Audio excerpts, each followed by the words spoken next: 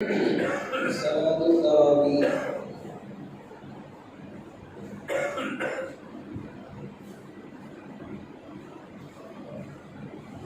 الله أكبر.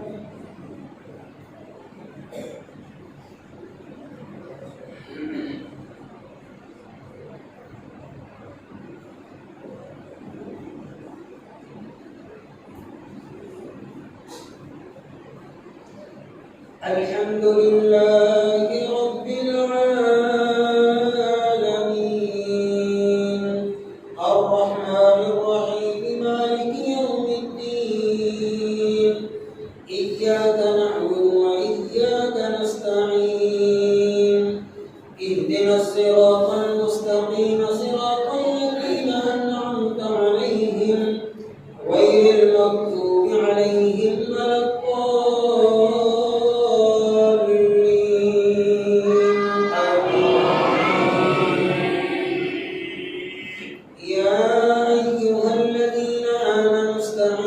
بالصبر والصلاة إن الله مع الصابرين ولا تقولوا لمن يقتل في سبيل الله أموات بل أحياء ولكن لا تشعرون ولنبلونكم بشيء من الخوف والجوع ونقص من الأموال والأنفس والثمرات وبشر الصابرين الذين إذا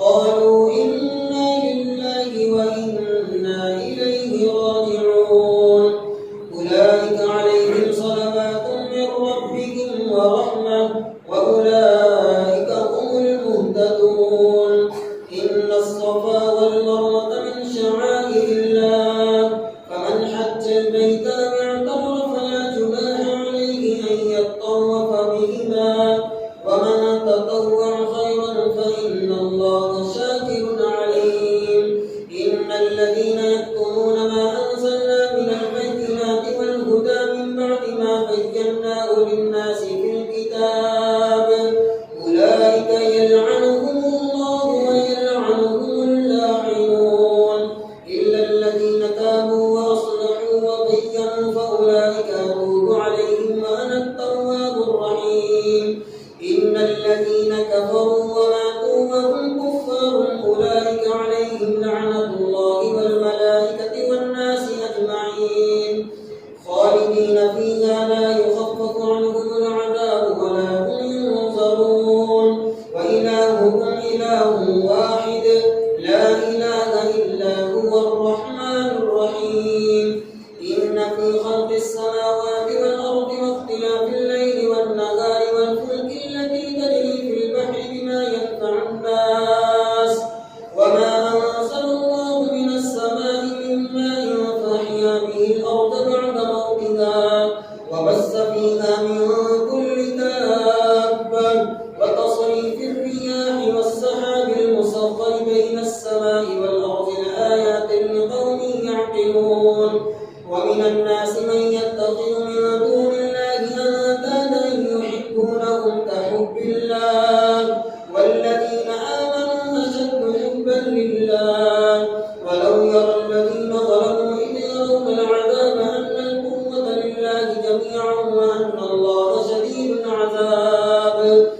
إذ تبرأ الذين اتبعوا من الذين اتبعوا ورأوا العذاب وتقطعت بهم الأسباب وقال الذين اتبعوا لو أن لنا كرة فنتبرأ منهم كما تبرأوا منا كذلك يريهم الله أعمالهم حسرات عليهم وما هم بخارجين من النار يا أيها الناس كلوا مما في الأرض حلالا طيبا ولا تتبعوا خطوات الشيطان إنه لكم عدو مبين إنما يأمركم بالسوء والفحشاء وأن تقولوا على الله ما لا تعلمون وإذا قيل لهم اتبعوا ما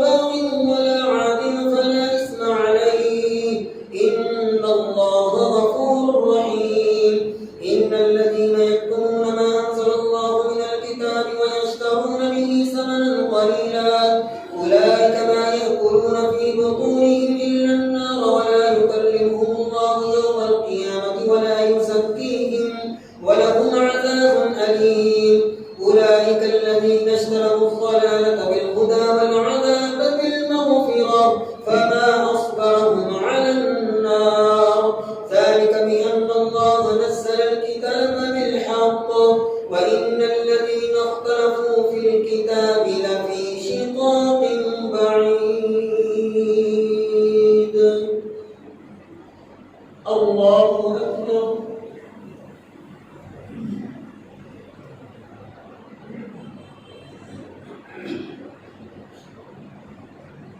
سمع الله لمن حمده.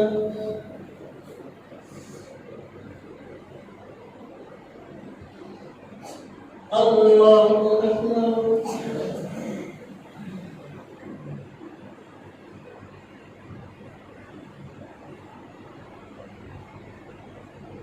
الله أكبر.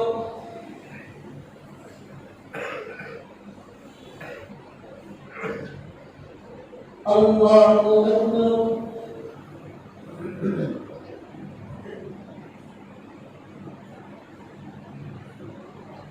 الله أكبر.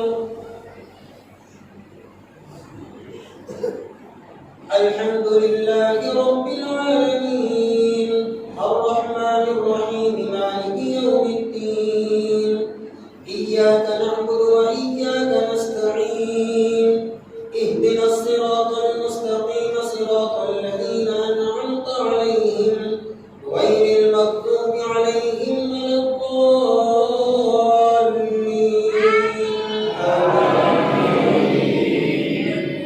ليس البر أن تولوا وجوهكم قبل المشرق والمغرب ولكن البر من آمن بالله واليوم الآخر والملائكة والكتاب والنبيين وآتى المال على حبه ذوي القربى واليتامى والمساكين وابن السبيل والسائلين وفي الرقاب وأقام الصلاة وآتى الزكاة والموفون بعهدهم إذا عاهدوا والصابرين في البأساء والضراء وحين البأس أولئك الذين صدقوا وأولئك هم المتقون.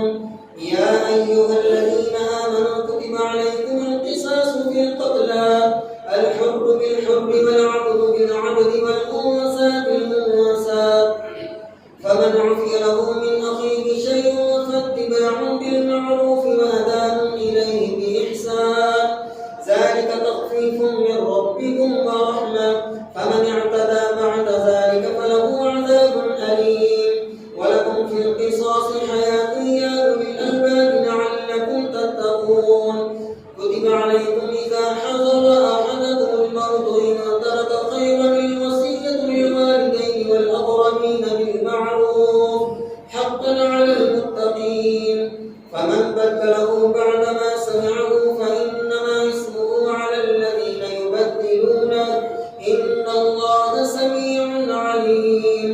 فمن خاف من موص جنفا أو إثما فأصلح بينهم فلا إثم عليه إن الله غفور رحيم.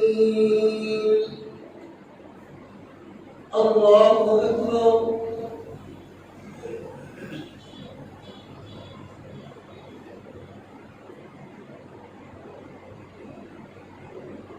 سمع الله لمن حمده.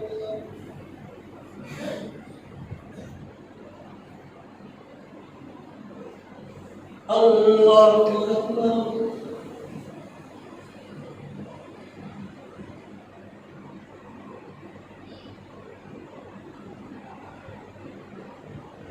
الله أكبر.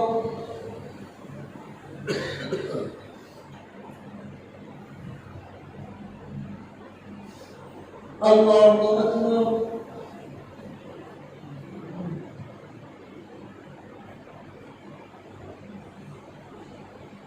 الله أكبر.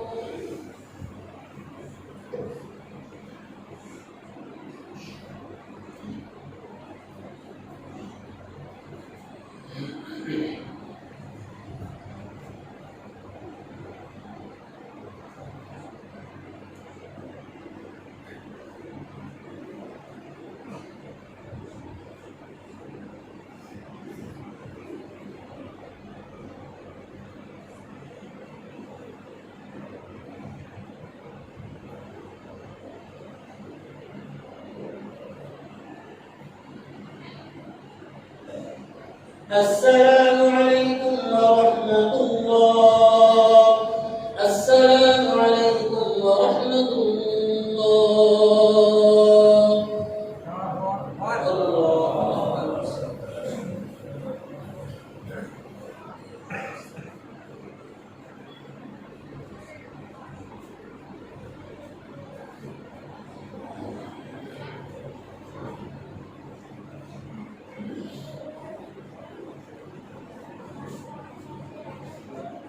الله أكبر.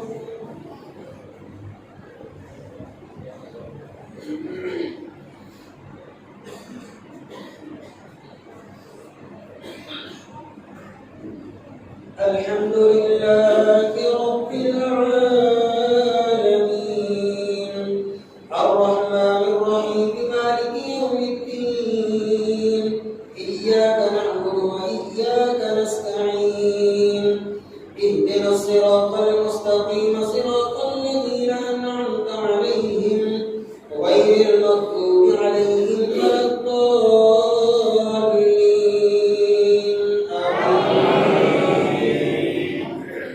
يا أيها الذين آمنوا كتب عليكم الصيام كما كتب على الذين من قبلكم لعلكم تتقون أياما معدودات فمن كان منكم مريضا أو على سفر فعدة من أيام أخر وعلى الذين يطيقونه فدية طعام مسكين فمن تطوع خيرا فهو خير له وأن تصوموا خير لكم إن كنتم تعلمون شهر رمضان الذي أنزل فيه القرآن هدى للناس وبينات من الهدى والفرقان فمن شهد منكم الشهر فليصم ومن كان مريضا أو على سفر فعدة من أيام أخر يريد الله بكم اليسر ولا يريد بكم العسر ولتكملوا العدة ولتكبروا الله على ما هداكم ولعلكم تشكرون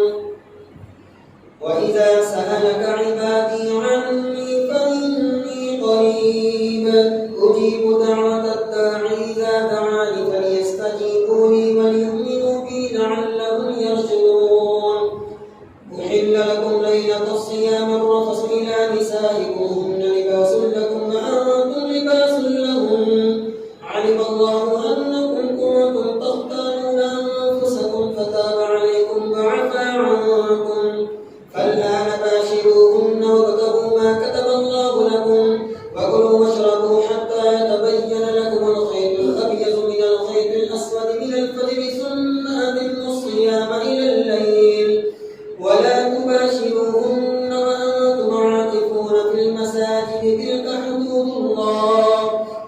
حدود الله فلا تقربوها كذلك يبين الله آياته للناس لعلهم يتقون ولا تأكلوا أموالكم بينكم بالباطل وتدلوا بها إلى الحكام لتأكلوا فريقا من أموال الناس بالإثم وأنتم تعلمون يسألونك عن الأهلة قل هي مواقيت للناس والحج وليس البر بأن تأتوا البيوت من ظهورها ولكن البر من اتقى وأتوا البيوت من أبوابها واتقوا الله لعلكم تفلحون وقاتلوا في سبيل الله الذين يقاتلونكم ولا تعتدوا إن الله لا يحب المعتدين واقتلوهم حيث ثقفتموهم وأخرجوهم من حيث أخرجوكم الفتنة أشد من القتل ولا تقاتلوهم عند المسجد الحرام حتى يقاتلوكم فيه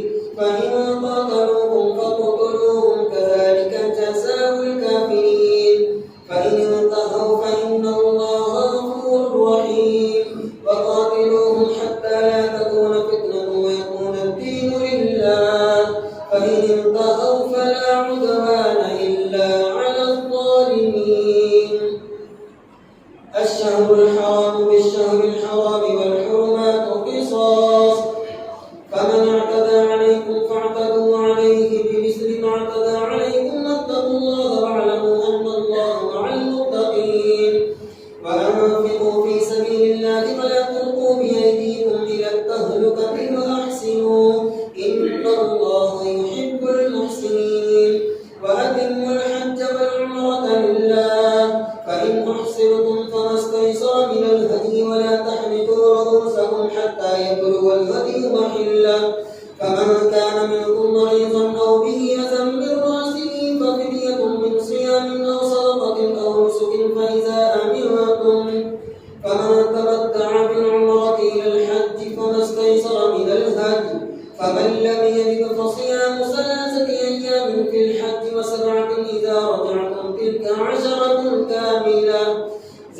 لمن لم يكن أهله حاضر المسجد الحرام واتقوا الله واعلموا أن الله شديد العقاب.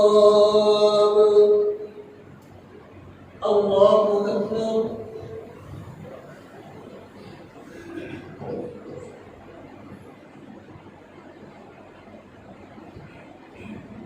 سمع الله لمن حمده.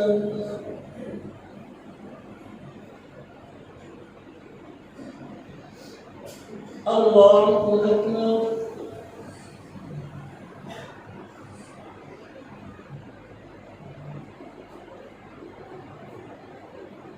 الله أكبر.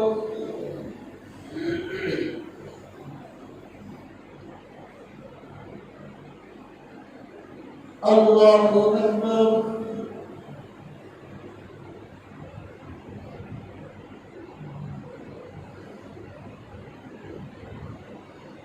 الله أكبر. الحمد لله رب العالمين الرحمن الرحيم مالك يوم الدين إياك نعبد وإياك نستعين اهدنا الصراط المستقيم صراط الذين أنعمت عليهم غير المغضوب عليهم ولا الضالين.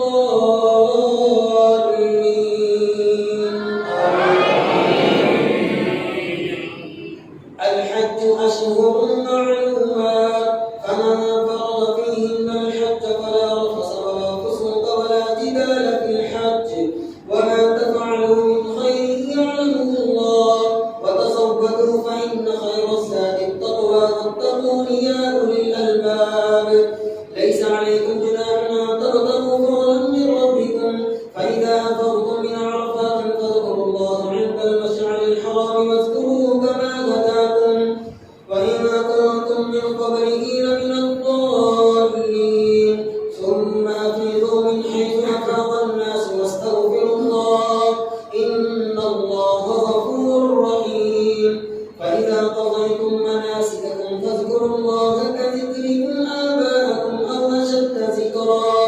فمن الناس من يقول ربنا آتنا في الدنيا وما له في الآخرة من خلاق ومنهم من يقول ربنا آتنا في الدنيا حسنة وفي الآخرة حسنة وقنا عذاب النار. أولئك لهم نصيب مما كسبوا والله سريع الحساب. واذكروا الله في أيام معدودات فمن تعجل في يومين فلا إثم عليه ومن تأخر فلا إثم عليه لمن اتقى واتقوا الله واعلموا أنكم إليه تحشرون. ومن الناس من يعجبك قوله في الحياة الدنيا ويشهد الله على ما في قلبه وهو ألد الخصام وإذا تولى سعى في الأرض ليفسد فيها ويهلك الحرث والنسل والله لا يحب الفساد. وإذا قيل له اتق الله أخذته العزة بالإثم فحسبه جهنم ولبئس المهاد. ومن الناس من يشري نفسه ابتغاء مرضات الله والله رؤوف بالعباد. يا أيها الذين آمنوا ادخلوا في السلم كافة ولا تتبعوا خطوات الشيطان إنه لكم عدو مبين. فإن زللتم من بعد ما جاءتكم البينات فاعلموا أن الله عزيز حكيم. هل ينظرون إلا أن يأتيهم الله في ظلل من الغمام والملائكة وقضي الأمر وإلى الله ترجع الأمور. الله أكبر.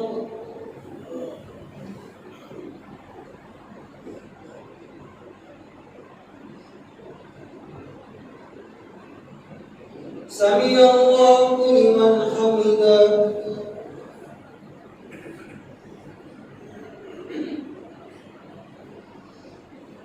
الله أكبر.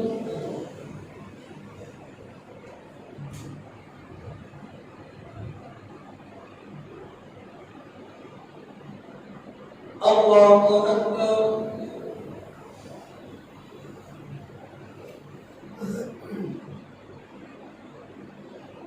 الله أكبر.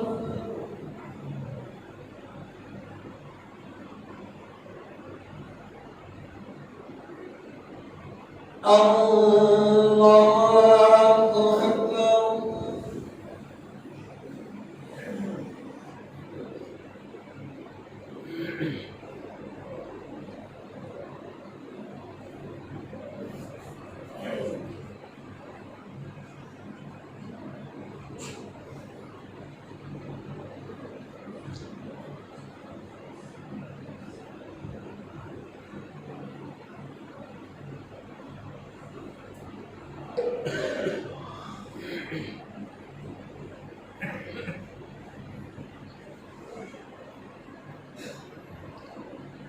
السلام عليكم ورحمة الله. السلام عليكم ورحمة الله. الله أكبر.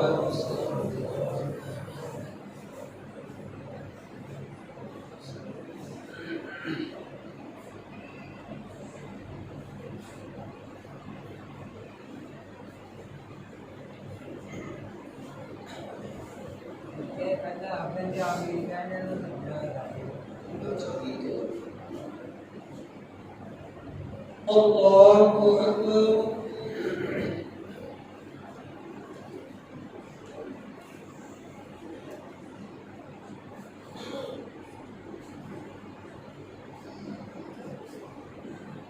الحمد لله رب العالمين الرحمن الرحيم مالك يوم الدين إياك نعبد وإياك نستعين اهدنا الصراط المستقيم صراط الذين أنعمت عليهم غير المغضوب عليهم ولا الضالين آمين. سل بني إسرائيل كم آتيناهم من آية بينة ومن يبدل نعمة الله من بعد ما جاءته فإن الله شديد العقاب. زين للذين كفروا الحياة الدنيا ويسخرون من الذين آمنوا والذين اتقوا فوقهم يوم القيامة والله يرزق من يشاء بغير حساب. كان الناس أمة واحدة فبعث الله النبيين مبشرين ومنذرين فأنزل معهم الكتاب بالحق ليحكم بين الناس فيما اختلفوا فيه وما اختلف فيه إلا الذين أوتوه من بعد ما جاءتهم البينات بغيا بينهم فهدى الله الذين آمنوا لما اختلفوا فيه من الحق بإذنه والله يهدي من يشاء إلى صراط مستقيم. أم حسبتم أن تدخلوا الجنة ولما يأتكم مثل الذين خلوا من قبلكم مستهم البأساء والضراء وزلزلوا حتى يقول الرسول والذين آمنوا معه متى نصر الله ألا إن نصر الله قريب. يسألونك ماذا ينفقون قل ما أنفقتم من خير فللوالدين والأقربين واليتامى والمساكين وابن السبيل وما تفعلوا من خير فإن الله به عليم. كتب عليكم القتال وهو كره لكم وعسى أن تكرهوا شيئا وهو خير لكم وعسى أن تحبوا شيئا وهو شر لكم والله يعلم وأنتم لا تعلمون. يسألونك عن الشهر الحرام قتال فيه قل قتال فيه كبير وصد عن سبيل الله وكفر به والمسجد الحرام وإخراج أهله منه أكبر عند الله والفتنة أكبر من القتل ولا يزالون يقاتلونكم حتى يردوكم عن دينكم إن استطاعوا ومن يرتد منكم عن دينه فيمت وهو كافر فأولئك حبطت أعمالهم في الدنيا والآخرة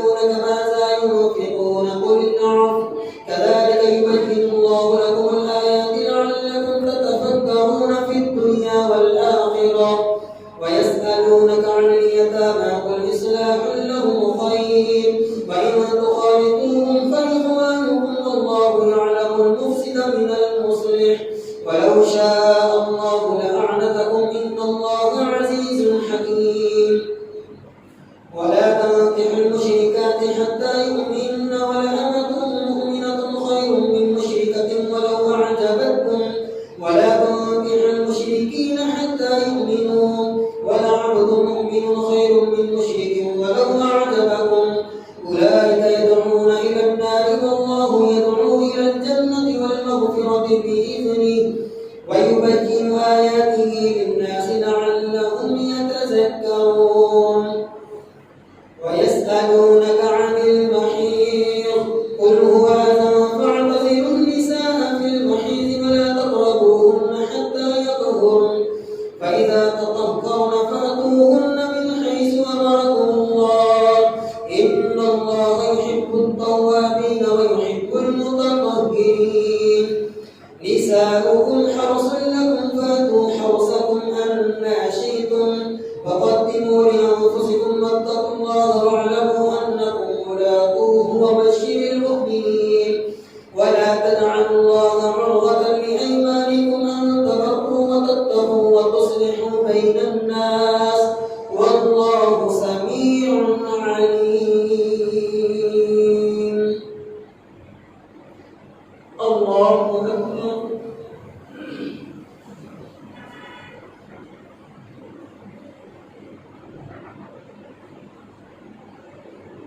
سمع الله لمن حمده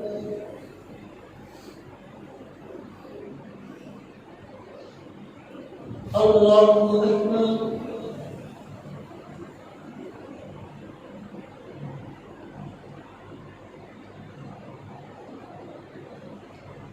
الله أكبر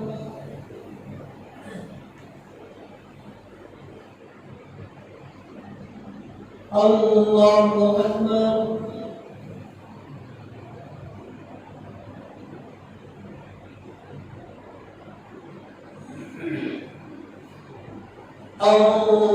الله أكبر الحمد لله رب العالمين الرحمن الرحيم مالك يوم الدين إياك نعبد وإياك نستعين اهدنا الصراط المستقيم صراط الذين أنعمت عليهم غير المغضوب عليهم ولا الضالين لا يؤاخذهم الله باللغو في أيمانكم ولكن يؤاخذهم بما كسبت قلوبكم والله غفور حليم للذين يؤلون من نسائهم تربص 4 أشهر فإن فاءوا فإن الله غفور رحيم وإن عزموا الطلاق فإن الله سميع عليم والمطلقات يتربصن بأنفسهن 3 قروء ولا يحل لهن أن يكتمن ما خلق الله في أرحامهن إن كن يؤمن بالله واليوم الآخر وبعولتهن أحق بردهن في ذلك إن أرادوا إصلاحا ولهن مثل الذي عليهن بالمعروف وللرجال عليهن درجة والله عزيز حكيم الطلاق 2 فإمساك بمعروف أو تسريح بإحسان ولا يحل لكم أن تأخذوا مما آتيتموهن شيئا إلا أن يخافا ألا يقيما حدود الله فإن خفتم ألا يقيما حدود الله فلا جناح عليهما فيما افتدت به تلك حدود الله فلا تعتدوها ومن يتعد حدود الله فأولئك هم الظالمون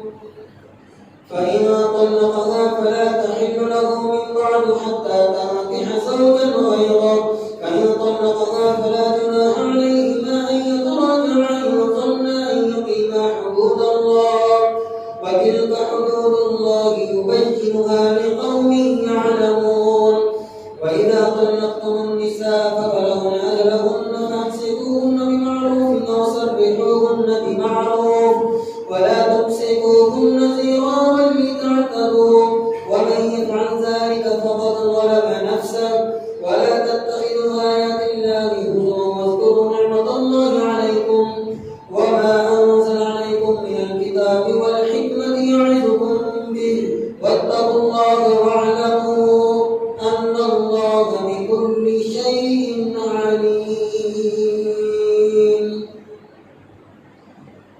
الله أكبر.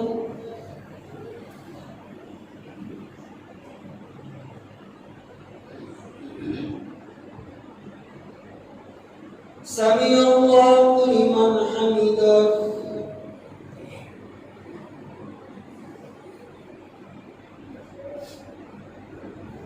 الله أكبر.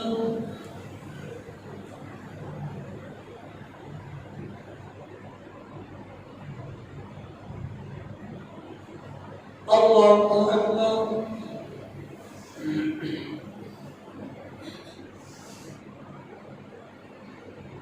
الله أكبر.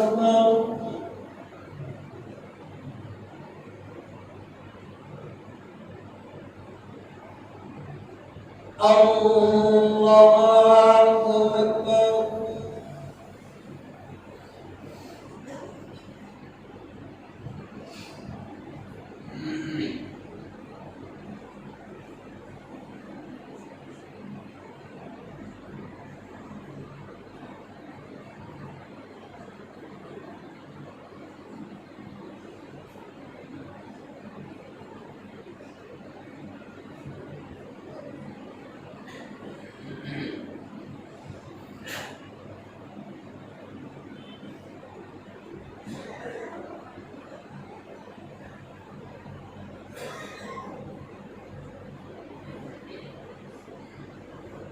السلام عليكم ورحمة الله.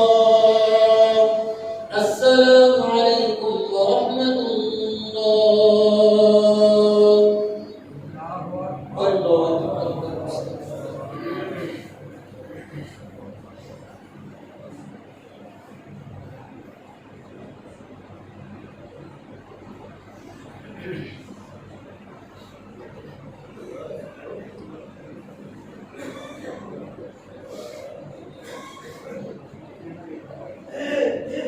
الله أكبر.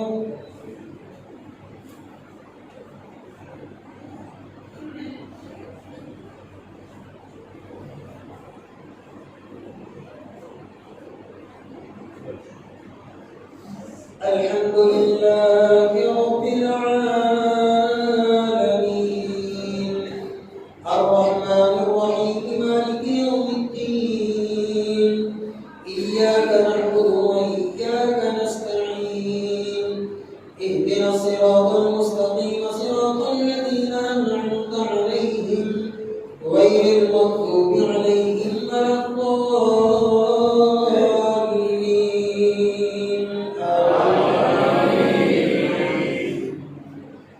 وإذا طلقتم النساء فبلغن أجلهن فلا تعزلوهن أن ينكحن أزواجهن إذا تراضوا بينهم بالمعروف ذلك يوعظ به من كان منكم يؤمن بالله واليوم الآخر ذلكم أزكى لكم وأطهر والله يعلم وأنتم لا تعلمون. والوالدات يرضعن أولادهن حولين كاملين لمن أراد أن يتم الرضاعة وعلى المولود له رزقهن وكسوتهن بالمعروف لا تكلف نفس إلا وسعها لا تضار والدة بولدها ولا مولود له بولده وعلى الوارث مثل ذلك فإن أرادا فصالا عن تراض منهما وتشاور فلا جناح عليهما وإن أردتم أن تسترضعوا أولادكم فلا جناح عليكم إذا سلمتم ما آتيتم بالمعروف واتقوا الله واعلموا أن الله بما تعملون بصير. والذين يتوفون منكم ويذرون أزواجا يتربصن بأنفسهن 4 أشهر وعشرا فإذا بلغن أجلهن فلا جناح عليكم فيما فعلن في أنفسهن بالمعروف بالمعروف والله بما تعملون خبير. ولا جناح عليكم فيما عرضتم به من خطبة النساء أو أكرمتم في أنفسكم علم الله أنكم ستذكرونهن ولكن لا تواعدوهن سرا إلا أن تقولوا قولا معروفا ولا تعزموا عقدة النكاح حتى يبلغ الكتاب أجله واعلموا أن الله يعلم ما في أنفسكم فاحذروه واعلموا أن الله غفور حليم. لا جناح عليكم إن طلقتم النساء ما لم تمسوهن أو تفرضوا لهن فريضة ومتعوهن على الموسع قدره وعلى المقتر قدره متاعا بالمعروف حقا على المحسنين. وإن طلقتموهن من قبل أن تمسوهن وقد فرضتم لهن فريضة فنصف ما فرضتم إلا أن يعفون أو يعفو الذي بيده عقدة النكاح وأن تعفوا أقرب للتقوى ولا تنسوا الفضل بينكم إن الله بما تعملون بصير. حافظوا على الصلوات والصلاة الوسطى وقوموا لله قانتين. فإن خفتم فرجالا أو ركبانا فإذا أمنتم فاذكروا الله كما علمكم ما لم تكونوا تعلمون. والذين يتوفون منكم ويذرون أزواجا وصية لأزواجهم متاعا إلى الحول غير إخراج فإن خرجن فلا جناح عليكم فيما فعلن في أنفسهن من معروف والله عزيز حكيم. وللمطلقات متاع بالمعروف حقا على المحسنين. كذلك يبين الله لكم آياته لعلكم تعقلون. ألم تر إلى الذين خرجوا من ديارهم وهم ألوف حذر الموت فقال لهم الله موتوا ثم أحياهم إن الله لذو فضل على الناس ولكن أكثر الناس لا يشكرون. وقاتلوا في سبيل الله واعلموا أن الله سميع عليم. من ذا الذي يقرض الله قرضا حسنا فيضاعفه له أضعافا كثيرة والله يقبض ويبسط وإليه ترجعون. ألم تر إلى الملأ من بني إسرائيل من بعد موسى إذ قالوا لنبي له ابعث لنا ملكا نقاتل في سبيل الله قال هل عسيتم إن كتب عليكم القتال ألا تقاتلوا قالوا وما لنا ألا نقاتل في سبيل الله وقد أخرجنا من ديارنا وأبنائنا فلما كتب عليهم القتال تولوا إلا قليلا منهم والله عليم بالظالمين. الله أكبر.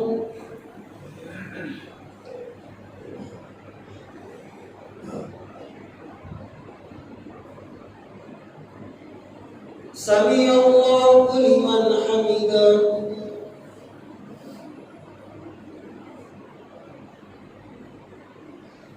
الله أكبر.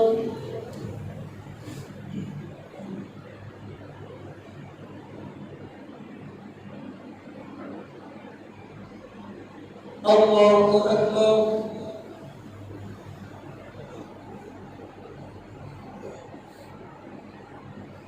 الله أكبر.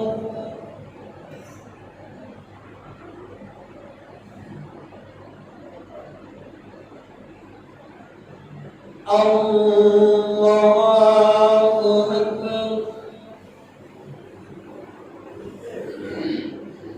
الحمد لله رب العالمين الرحمن الرحيم مالك يوم الدين إياك نعبد وإياك نستعين اهدنا الصراط المستقيم صراط الذين أنعمت عليهم غير المغضوب عليهم ولا الضالين.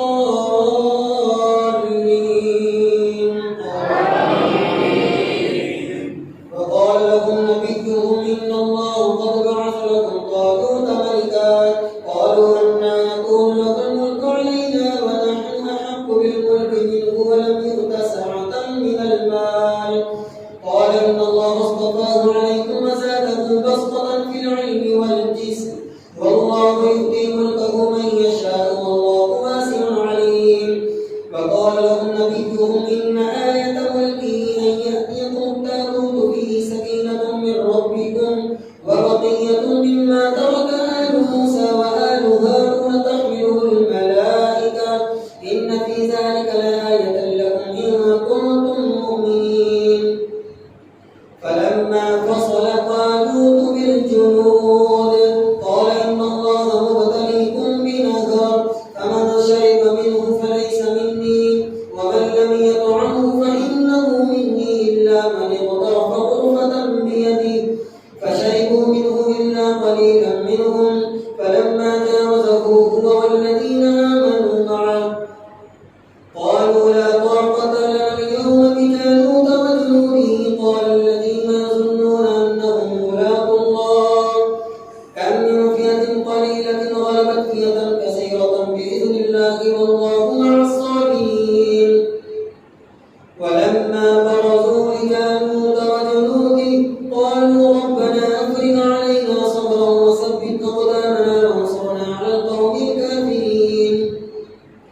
فهزموهم بإذن الله وقتل طالوت جالوت وآتاه الله الملك والحكمة وعلمه مما يشاء ولولا دفع الله الناس بعضهم ببعض لفسدت الأرض ولكن الله ذو فضل على العالمين. تلك آيات الله نتلوها عليك بالحق وإنك لمن المرسلين. تلك الرسل فضلنا بعضهم على بعض منهم من كلم الله ورفع بعضهم درجات وآتينا عيسى ابن مريم البينات وأيدناه بروح القدس ولو شاء الله ما اقتتل الذين من بعدهم من بعد ما جاءتهم البينات ولكن اختلفوا فمنهم من آمن ومنهم من كفر ولو شاء الله ما اقتتلوا ولكن الله يفعل ما يريد. يا أيها الذين آمنوا أنفقوا مما رزقناكم من قبل أن يأتي يوم لا بيع فيه ولا خلة ولا شفاعة والكافرون هم الظالمون. الله لا إله إلا هو الحي القيوم لا تأخذه سنة ولا نوم له ما في السماوات وما في الأرض من ذا الذي يشفع عنده إلا بإذنه يعلم ما بين أيديهم وما خلفهم ولا يحيطون بشيء من علمه إلا بما شاء وسع كرسيه السماوات والأرض ولا يئوده حفظهما وهو العلي العظيم. الله أكبر.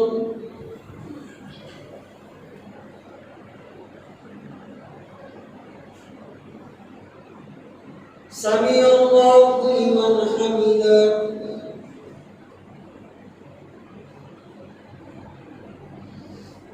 الله أكبر.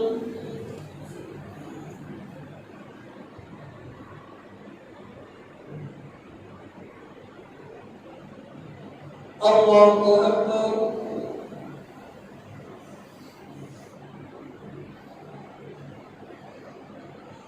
الله أكبر.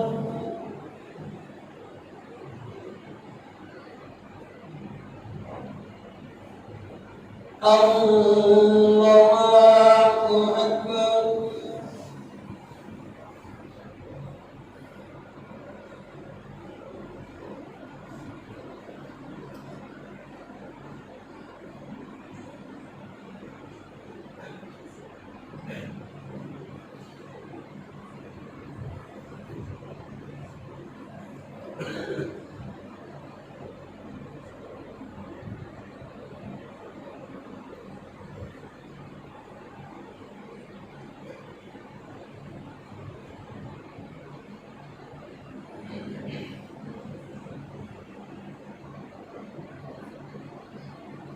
السلام عليكم ورحمة الله.